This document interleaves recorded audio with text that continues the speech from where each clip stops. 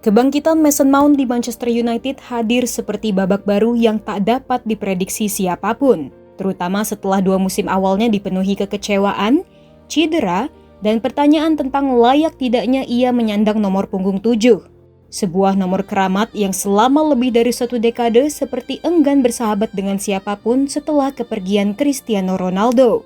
Namun di tengah keraguan yang nyaris menenggelamkannya, Mount perlahan muncul kembali, membawa cerita yang jauh lebih menarik dari sekadar pemain yang bangkit, melainkan seseorang yang menantang takdir yang sudah ditulis untuknya.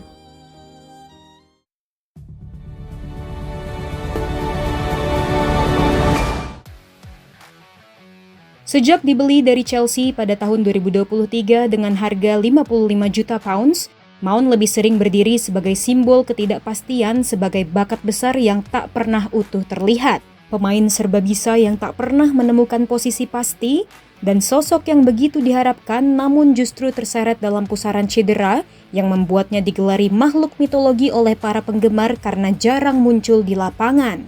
2 musim pertama itu menjadi mimpi buruk. Total 61 pertandingan dilewatkannya, membuat kehadirannya tak lebih dari bayangan samar di balik dinding ruang perawatan. Namun musim 2025-2026 tiba sebagai babak penebusan. Bukan hanya bagi Mount, tetapi juga bagi Manchester United yang tengah berjuang menemukan kembali identitasnya di bawah pelatih baru, Ruben Amorim.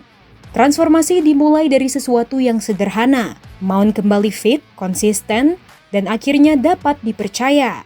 Yang sebelumnya menjadi pemain pelengkap, kini dipasang sebagai elemen vital, terutama dalam sistem pressing tinggi ala Amorim. Dalam formasi yang menuntut agresivitas, mobilitas, dan kecerdasan ruang, Mount menjadi roda penggerak yang penting. Perannya sering ditempatkan di lini depan, bukan sebagai gelandang murni, melainkan sebagai pemicu tekanan dan katalisator serangan cepat. Efeknya langsung terasa. Dalam setiap laga ketika Mount tampil sejak awal, United terlihat jauh lebih terstruktur, lebih hidup, dan lebih berbahaya.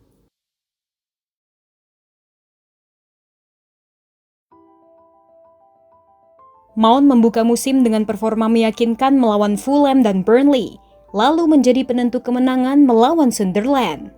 Ia kembali mencuri perhatian ketika menciptakan peluang emas untuk Sesko melawan Tottenham, sebelum akhirnya mencetak gol penentu kemenangan di Selhurst Park dalam laga dramatis melawan Crystal Palace yang sekaligus menandai 90 menit penuh pertamanya di Premier League sejak November 2023. Titik balik terbesar datang di pertandingan melawan Wolves. United yang tengah goyah, habis dikritik usai kekalahan memalukan dari Everton dan kegagalan menang atas West Ham, tiba di Molineux dengan tekanan luar biasa. Amorim mengambil keputusan nekat dengan memainkan Mount sebagai ujung tombak. Tapi resiko itu terbayar. Mount bukan hanya mencetak gol penting dalam kemenangan 4-1 tersebut, tetapi ia membawa dinamika baru di lini depan.